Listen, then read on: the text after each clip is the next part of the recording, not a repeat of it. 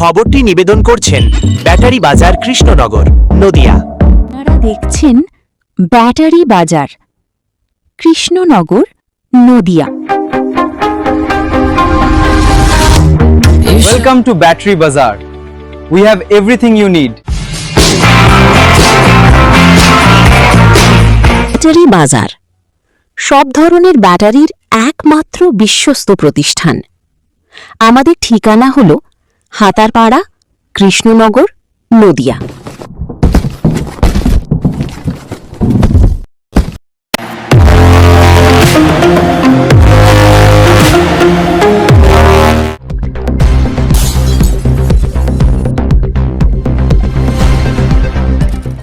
করছি জেলা কেন্দ্রে। মূলত কিছুদিন আগেই আপনারা দেখেছেন যে তৃণমূল সরকারের পতন ঘটেছে। মমতা ব্যানার্জির নেতৃত্বে যে সরকার চলছিল বাংলায়, তার পতনের সঙ্গে সঙ্গে তৃণমূল সমাপ্তির পথে, এবং এতটাই তারা দুর্নীতি করেছে তার চেহারা সর্বত্র প্রস্ফুটিত হচ্ছে চারিদিকে। নদিয়া জেলার জেলা পরিষদের ক্ষেত্রেও আমি একই জিনিস দেখলাম। এখানে সভাধিপতির বিরুদ্ধে তৃণমূলেরই লোকেরা দুর্নীতি হয়েছে বলে তারা একটা অনাস্থা এনেছিল, এবং সেই অনাস্থায় 31 পাস হয়েছে।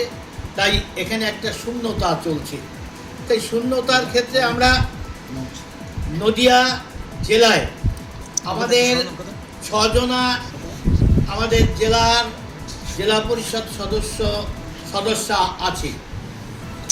তাদের মধ্যে ওবিসিও আছে। তৃণমূলের দুর্নীতির বিরুদ্ধেই তৃণমূলের সরকারে এখানকার জেলা পরিষদের পতন ঘটেছে। তাই আমরা সেই দুর্নীতির বিরুদ্ধে একমাত্র দল হচ্ছে ভারতীয় জনতা পার্টি, যাদের নীতি হচ্ছে না খাউঙ্গা খানে নাহি দোঙ্গা।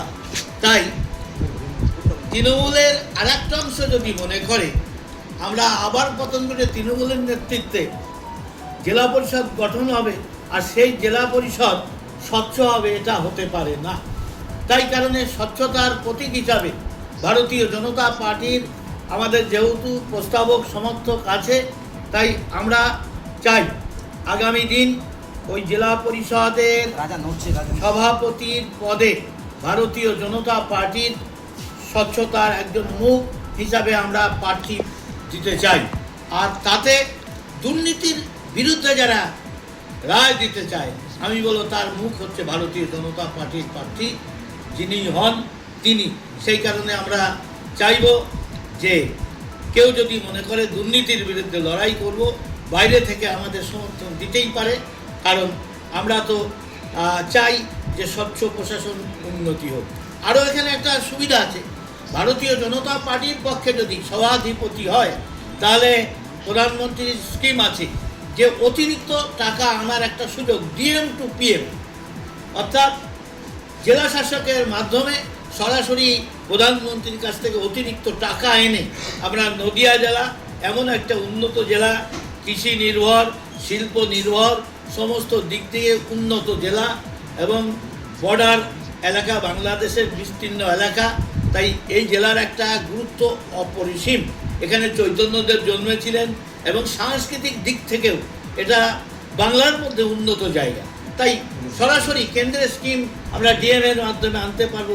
100 কোটি টাকা স্কিম এনে নদিয়া জেলার উন্নয়ন করতে পারবো। আমরা চাই দুর্নীতির বিরুদ্ধে যদি কেউ ভোট দিতে চায় অবশ্যই বিজেপির প্রার্থীকে ভোট দেওয়া উচিত, এবং কেউ যদি মনে করে উন্নয়নের জন্য রাজনীতি করব তাহলে বিজেপিকেই ভোট দেওয়া উচিত। এবং আমরা উন্নয়নের ক্ষেত্রেও কোনো ধর্ম বর্ণ বিচার করি না, সবকা সাথ সবকা বিকাশের নীতি নিয়েই চলি। কে ভোট দেয় কে ভোট দেয় না আমরা এর বিচারে আমরা রাজনীতি করি না।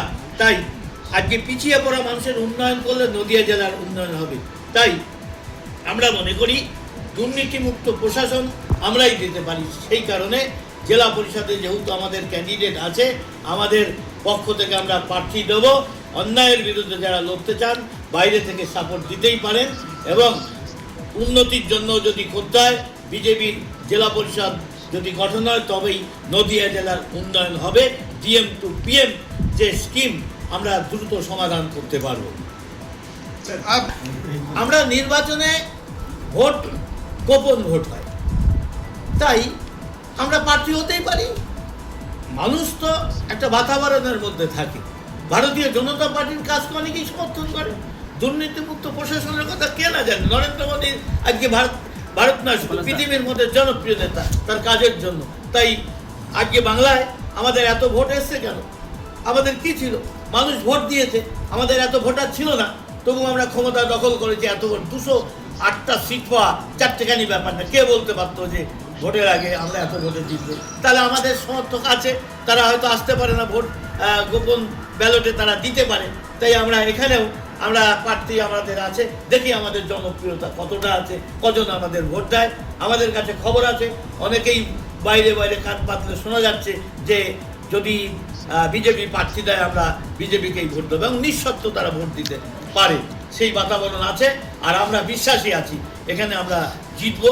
সেই আশাতেই আমরা এখানে। জগন্নাথ দা, সেক্ষেত্রে জেলা পরিষদটা বিজেপি পরিচালিত হবে, কারণ আপনাদের 6 জন মেম্বারের মধ্যে 2 জন ওবিসি আছে, তো সংরক্ষিত আসন কিভাবে বিজেপি পরিচালিত হবে? এটা কি বাইরে থেকে জেলা মনে ক্ষমতা নিয়ে আপনাদের জেলা পরিষদ চালাবে? সেই বিজেপি যদি ভোট পায়, সভাধিপতি হয়, সে আবার কি তৃণমূল পরিচালিত হয় নাকি? বিজেপি পরিচালিত হয়। এটা কি এইটুকু না বুঝলে তাহলে সাংবাদিকতা কেন? না, তাহলে সেই লোকগুলোকে আপনারা বিজেপিতে জয়েন করে দেবেন। এখানে জয়েনের কি আসলো? কাজের জন্য আমাদের সাপোর্ট দেবে, এখানে জয়েনের কিছু নেই।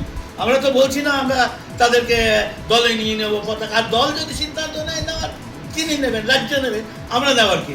আমরা এখানে আমাদের 6 জন ক্যান্ডিডেট আছে, আমরা সভাপতির পদপ্রার্থী ঘোষণা করছি। এই কদিন ধরে সোশ্যাল মিডিয়াতে কথা ঘুরছে ভালো তৃণমূল, ব্যাখ্যা দেবেন একটু? আমি তো এই কথা বলিনি। মানুষের মধ্যে ভালো মন্দ থাকেই, ব্যাখ্যার কিছু নেই, এটা ন্যূনতম ব্যাপার। সব দলই সবাই যে খারাপ আছে তা নয়, সব দলেই কিছু খারাপ লোক থাকে, সব দলেই ভালো লোক থাকে। বিজেপিতে বেশি ভালো লোক আছে, তৃণমূলে কিছু কম ভালো লোক আছে, কিছু তো আছেই। তাই সেখানে ভালো তৃণমূল হতেই পারে।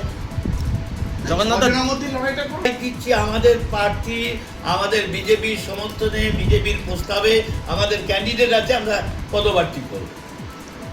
জগন্নাথ, যার বাড়ি থেকে 3 কিলো সোনা পাওয়া গেছে, অর্থাৎ